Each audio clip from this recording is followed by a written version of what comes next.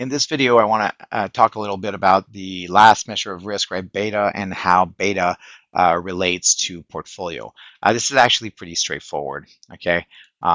So if we want to calculate the beta of a portfolio, we simply just take the weighted average of the betas of the security in the portfolio. So this is what I write here, right? The beta on my portfolio is just the weighted average, so it's just the sum of the weights times the beta on each individual security. Okay, I'm not going to go to the document cam to do that because I think it's pretty straightforward, and hopefully it will be pretty straightforward. So suppose that I have three assets here, right? I have Ford Motors shares, I have electric utilities, and I have, oh no, I only have two. Sorry, my bad. There are two securities in this one.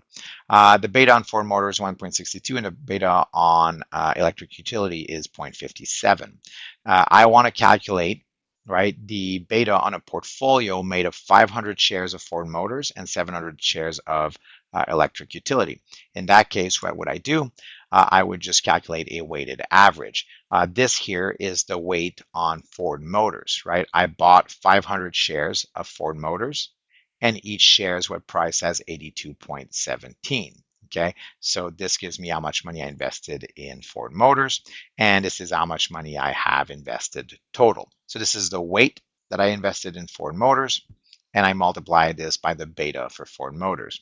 I bought 700 shares of electric utility, and these shares were priced each at 47.5. So, and I divide this by the total amount of money I spent on both electric utility and Ford Motors. So this whole portion here gives me the weight that I invested in electric utility. And then I multiply this by the beta for electric utility. And if I do this calculation, we will get the beta of the portfolio. So the beta of a portfolio is a lot easier to calculate than the standard deviation of a portfolio. And hopefully you see that. And that's it. That's all I wanted to discuss in this video.